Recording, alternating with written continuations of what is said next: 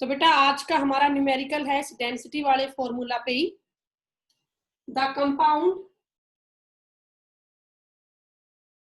CuCl, CuCl ये compound है। Time पे आए करो ना बेटा सारे बच्चे। Compound CuCl has FCC structure, has FCC structure. FCC का मतलब होता है आपको फेस सेंटर्ड क्यूबिक स्ट्रक्चर। आगे ये कह रहा है इट्स डेंसिटी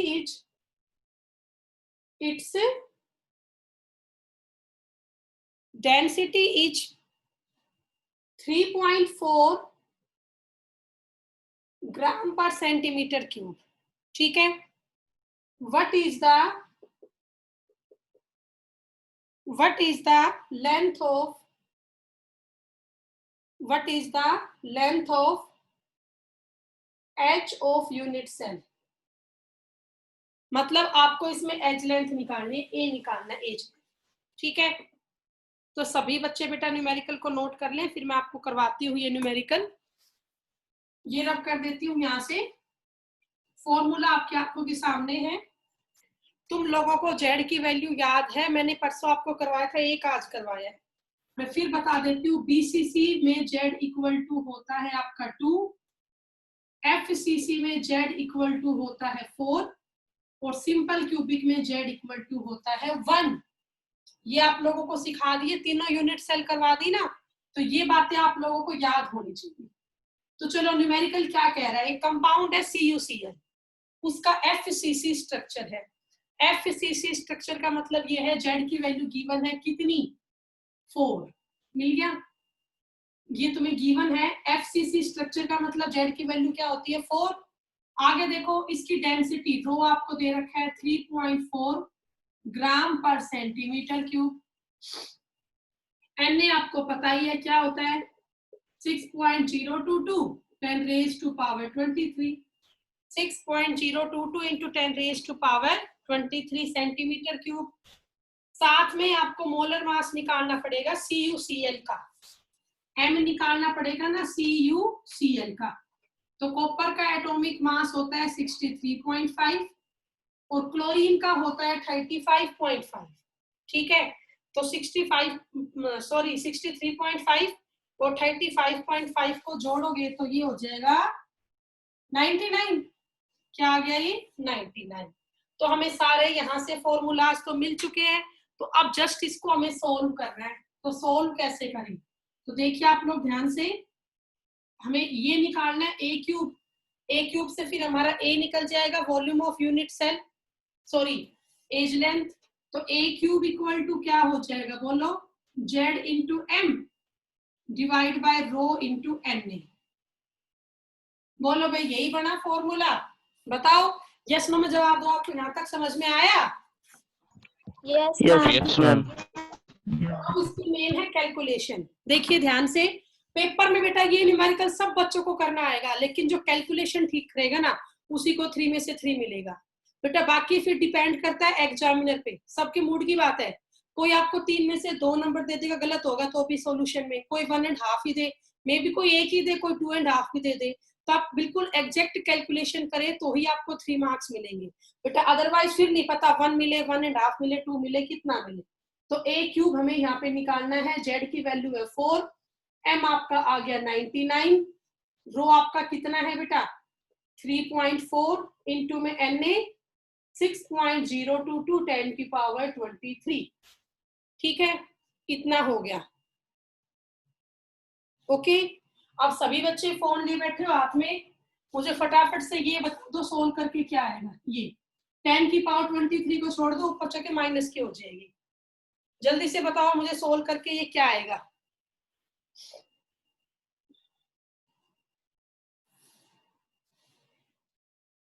फटाफट से कैलकुलेटर सबके हाथ में है, मुझे बताओ सोल्व करके ये क्या आएगा। 4 into 99 डिवाइड बाय 3.4 into 6.022।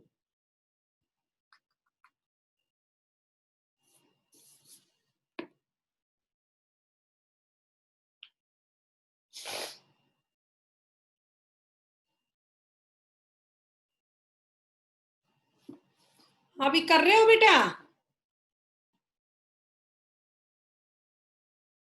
बेटा इस न्यूमेरिकल का सोल्व करने का एक ही तरीका है कि आप लॉगरिथम से इसको सोल्व करो, लॉग से कैलकुलेशन आसान होगी। अब सब बच्चे ध्यान से देखना बेटा, ये a3 इक्वल टू दिस है, मैं इसको ये लिख सकती हूँ a इक्वल टू 193.4 इंटू 10 की पावर -24, पावर में क्या कर दिया 1/3। सबको इतना समझ में आ गया? बोलो बेटा, यही बनेगा? Yes ma'am. ठीक है, अब हम क्या करें, a इज इक्वल टू ठीक है, अब हमें इसको सोल्व करना है, तो ये क्या बन जाएगा 1/3 है, दोनों साइड लॉग ले लू मैं यहीं पर ही, टेकिंग लॉग ऑन बोथ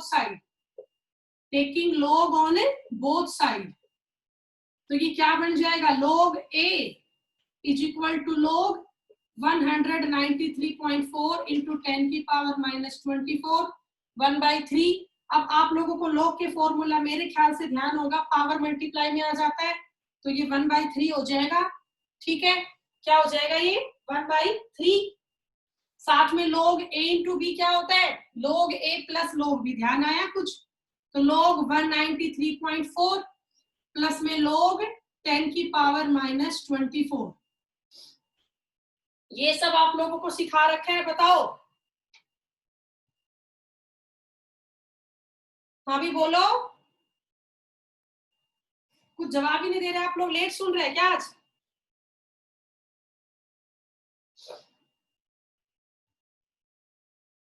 बोलिए बेटा। Yes ma'am.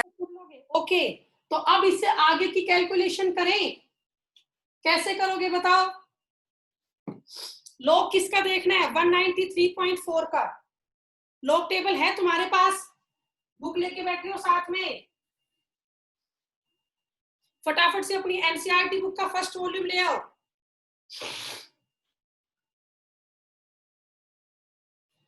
हाँ भी अपनी एनसीईआरटी बुक का फर्स्ट वॉल्यूम ले आओ सभी। आप लोगों को लॉग देखना याद होगा, मैं करवा देती हूँ, log a इक्वल टू 1/3, किसका लॉग देखना है 193 का। सबसे पहला रूल क्या हुआ करता, पॉइंट से पहले कितने डिजिट है, 3 डिजिट है, 1 2 3, तो हमेशा n-1 करा करते, तो 3 - 1 किया मतलब 2 आ गया, फिर 2 के बाद क्या लगेगा पॉइंट। अब 19 का लॉग देखो 3 पे, अगर लॉग टेबल लिए बैठे हो तो 19 का लॉग देखो 3 पे 2856 होता है, क्या होता है 2856। अब आगे इसमें 4 भी है, तो 4 का क्या ऐड करोगे मीन डिफरेंस, तो आप देखो 19 का 4 पे मीन डिफरेंस कितना है 9 है, कितना है बेटा 9, तो पीछे इसमें क्या ऐड होगा 9, तो 9 और 6 क्या हो जाएगा 15, और 5 और 1 हो गया 6, मतलब ये 6 5 आ गया, ये लॉग आ गया 193.4 का। ठीक है, अब आगे करो, इसके बाद प्लस में आपको पता है पावर मल्टीप्लाई में आ जाएगी, माइनस का 24 इंटू log 10 सबको पता है 1 के इक्वल होता है, तो log a is equal to क्या आ गया 1/3, 2.2865 प्लस माइनस माइनस का 24, तो क्या बच गया ये log a is equal to 1/3, 24 में से बेटा ये माइनस करो, बताओ क्या बचेगा, 24 में से क्या माइनस करोगे 2.2865, तो बताइए क्या बचेगा 21.7135, माइनस का बचेगा 21.7135।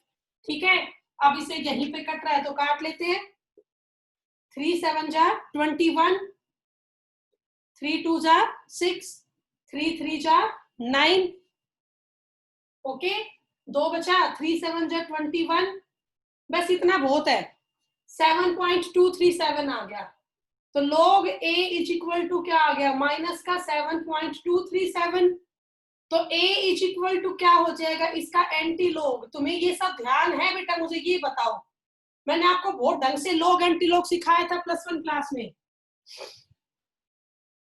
बोलो बेटा। Yes ma'am. ओके, तो अब इसकी हम कैलकुलेशन करें, इस साइड का रब कर देती हूं मैं। अब आपको एक रूल बताया था, एंटी लॉग वैल्यू कभी नेगेटिव की देखी नहीं जाती, तो नेगेटिव को क्या करना होता है, पहले पॉजिटिव। कैसे? अब हमें किसका एंटी लॉग देखना है भाई, -7.237 का। बताओ नेगेटिव वैल्यू को पॉजिटिव कैसे करा करते, +1 -1 करके। आया ध्यान?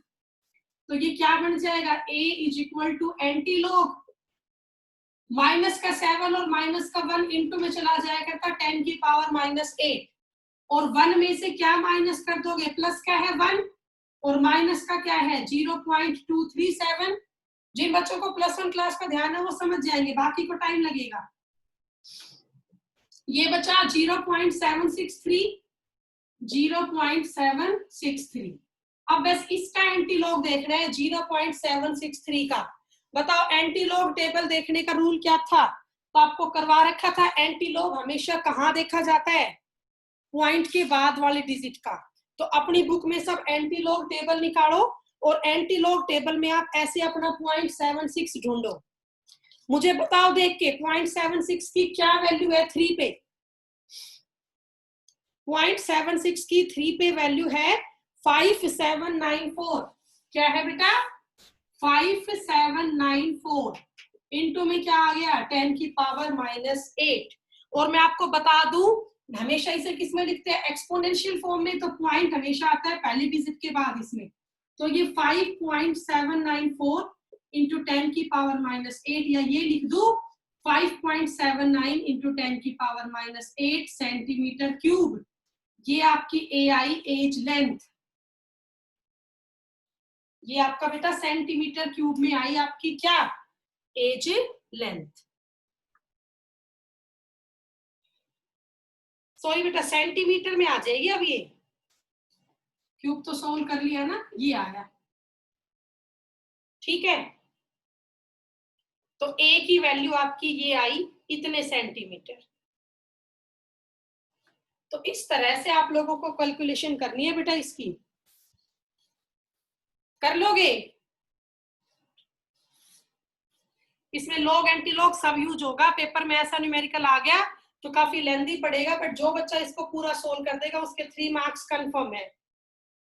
अब कई बच्चों को कुछ डाउट होगा, उन्हें नहीं समझ में आएगा लॉग एंटी लॉग, मुझसे फिर पूछ लेना बेटा, फोन करके व्हाट्सएप पे मुझसे पूछ लेना आप लोग। अभी थोड़ा सा ही चैप्टर मुझे जल्दी करवाना है पूरा। चलिए अब मैं एक न्यूमेरिकल आप लोगों को देती हूँ, मुझे ये बताओ ये आपका हो गया तो मैं रब कर दूं, हो गया? Yes ma'am. Okay yes ma'am. Yes ma'am. कर लोगे लॉग एंटी लॉग की कैलकुलेशन, बताओ। ये सब सिखाया था ना मैंने आपको +1 क्लास में। तो अब नेक्स्ट न्यूमेरिकल आप लोगों के लिए, आप लोग करना। नेक्स्ट क्वेश्चन है silver has atomic mass, silver has atomic mass 108 and density is 10.5 gram per centimetre cube, ठीक है। If edge length is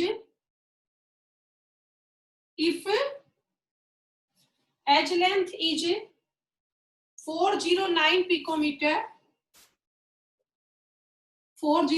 picometer, identify the type of unit cell, identify the type of unit cell। बेटा आप लोगों को मैंने छोटा सा question दिया है, बिल्कुल आपको बस यूनिट सेल की टाइप बतानी है, बड़ा आसान कर दिया। मतलब आपको जेड की वैल्यू निकालनी है, जेड इक्वल टू 4 आएगा तो FCC होगा, 2 आएगा तो BCC होगा, और 1 आएगा तो सिंपल क्यूब होगा। तो फॉर्मूला आपको आता ही है, rho equal to Z into M divide by A cube into NA। आपको इसमें क्या निकालना है, जेड निकालना है, तो जेड इक्वल टू क्या हो जाएगा, rho into A cube into NA divide by M। कर दोगे तो अब बोलो बेटा जेड इक्वल टू क्या आएगा, रो की वैल्यू क्या है 10.5 ग्राम पर सेंटीमीटर क्यूब। ए कितना है, एज लेंथ 409 पिकोमीटर है। अब ये तो डेंसिटी है सेंटीमीटर में, तो 409 पिकोमीटर को किसमें कन्वर्ट करोगे, सेंटीमीटर में। तो आपको ध्यान है 1 पिकोमीटर इक्वल होता है 10⁻⁻12 मीटर के। तो सेंटीमीटर में क्या हो जाएगा, 10⁻⁻10 सेंटीमीटर। तो ये बन गया 409 इंटू 10⁻⁻10 सेंटीमीटर। यहाँ पुट कर दो वैल्यू 4.09 10⁻⁻10 सेंटीमीटर। इंटू में क्या लेना है, एन। इसको थोड़ा सा इधर से लिखो, पूरा आ नहीं पाया, यहां से लिख रही हूँ बेटा। Z इक्वल टू रो आपका था 10.5 ग्राम पर सेंटीमीटर क्यूब, ये आया 409 इंटू 10⁻⁻10 सेंटीमीटर। और एवोगैड्रो नंबर कितना होगा 6.022 10⁻23 डिवाइड बाय m। m कितना है, ये मोल है आपके 108 ग्राम पर मोल। ठीक है, ग्राम से ग्राम कैंसिल आपका हो जाएगा, मोल से मोल भी हो जाएगा। ओके, वो सेंटीमीटर है, ये सेंटीमीटर क्यूब है। ठीक है, हो जाएगा सोल्व। यहाँ से z की वैल्यू आप लोग निकालो क्या आएगा। तो z इक्वल टू आ गया 10.5 इंटू 409 इंटू 6.022 डिवाइड बाय 108। 10⁻23 तो ये है, और 10⁻⁻10 ये है, तो 10⁻13 बच गया।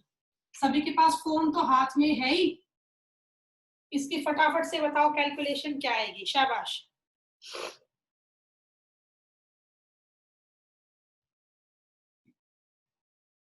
इस पूरे को सोल्व करके मुझे बताओ। 1 मिनट, मैंने यहाँ क्यूब नहीं किया इसका, ए क्यूब था। देखो अब सही है ना, सेंटीमीटर क्यूब कैंसिल। मैं यहां भी कर देती हूँ 409 इंटू 10⁻⁻10 इसका क्यूब है बेटा, ये 23 रखो। अब आपको इसको सोल्व करना है। तो ये तो माइनस का 30 हो गया, 10⁻⁻10 की पावर में 3 है, तो 10 को 3 टाइम जोड़ दिया, -10 -10 -10, तो 10⁻⁻30 हो गया ये तो। और ये है 10⁻23, मतलब पावर तो सोल्व होगी, 10⁻⁻7 आ गया। क्या आ गया, 10⁻⁻7। अब बचा हुआ आप बताओ फटाफट से, 10.5 इंटू 409 इंटू 6.022 डिवाइड बाय 108, पूरा सोल्व करके बताओ क्या आएगा।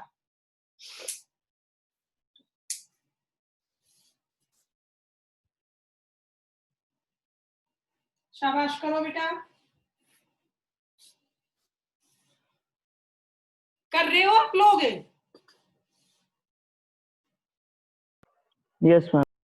चलो मुझे बताओ जल्दी से सोल्व करके क्या आएगा।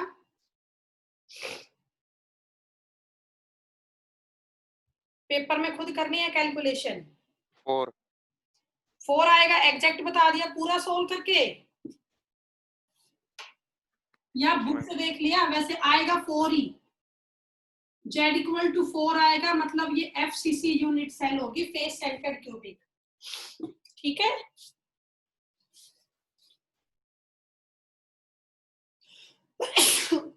Z इक्वल टू 4 ही आएगा बेटा यहाँ पे।